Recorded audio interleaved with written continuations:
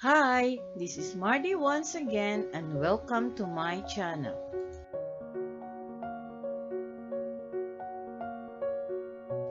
Our topic for today is all about good housekeeping tips to start now.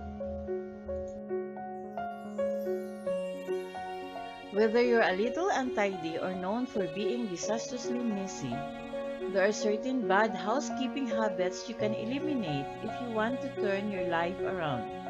Take a look at the following good housekeeping tips so you can kick bad habits to the curb and learn how to keep your home nice and tidy.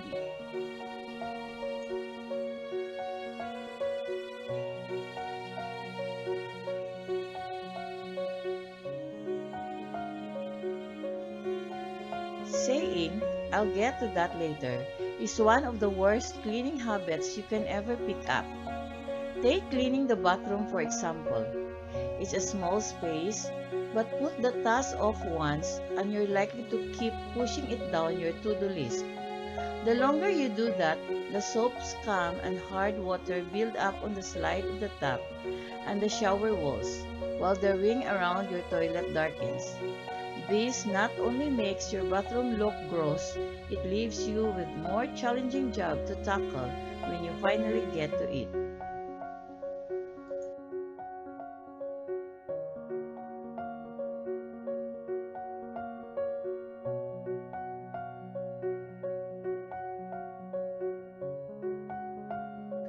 Good housekeeping habits to try instead.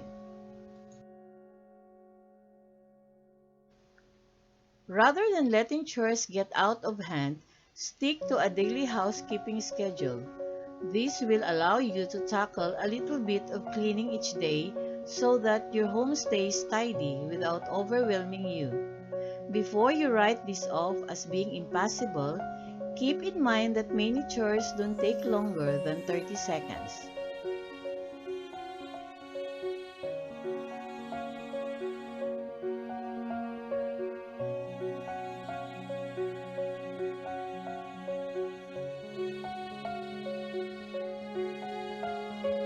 Bad housekeeping habit number 2, not being organized.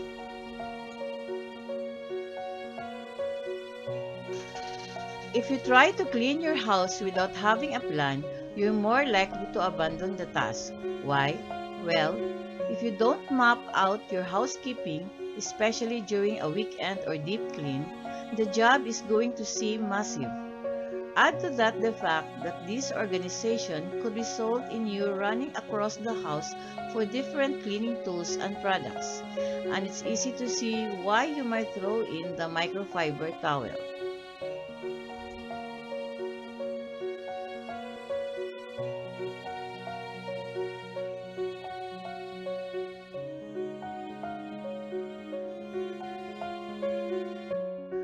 Good housekeeping habits to try instead.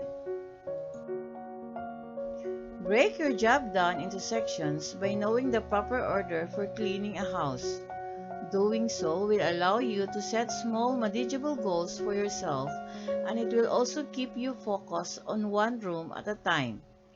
Take this good housekeeping tip to the next level by knowing how to organize your supplies and relying on cleaning caddy.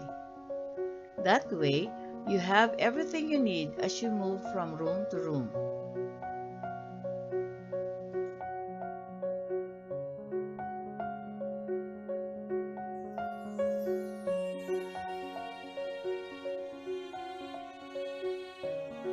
Bad housekeeping habit number 3, using harsh chemicals.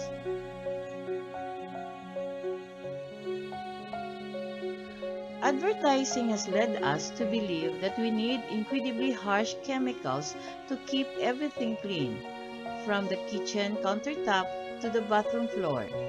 These cleaning products can be expensive, more abrasive than necessary, and in some cases, hazardous to your health. Additionally, there is no need to bring out hard-hitting chemical products unless you've got an extensive job to tackle.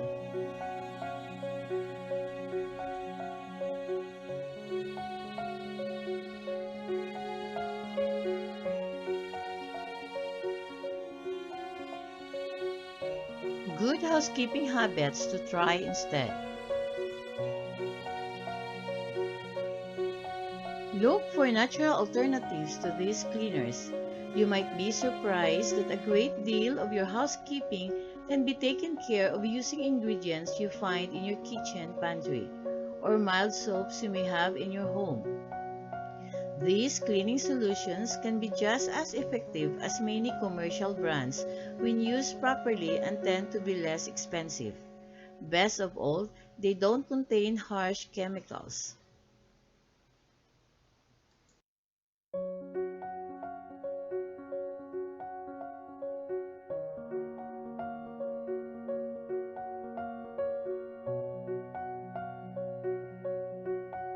Bad housekeeping habit number 4, not asking for help.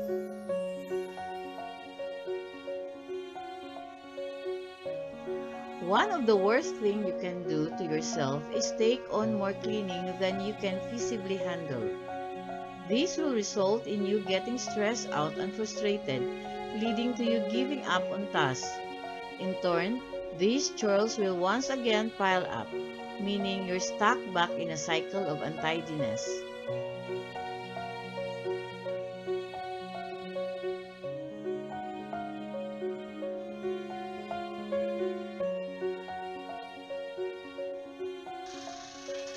Good housekeeping habits to try instead. We all get busy with work.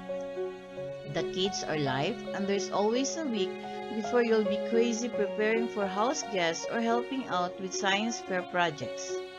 When those times crop up in your life, repeat the following to yourself.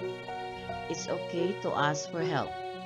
Everyone has been there at one point or another. When you're so busy, you can barely remember your name. Call in for backup, like a close relative, for example, who is willing to lend a hand.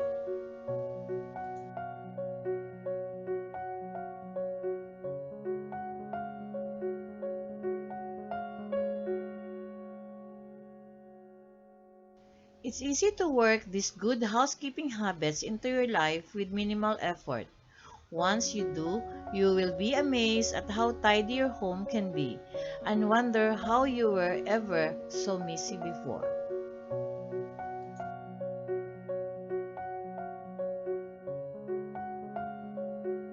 Thank you very much for watching. Please don't forget to like, comment, and subscribe.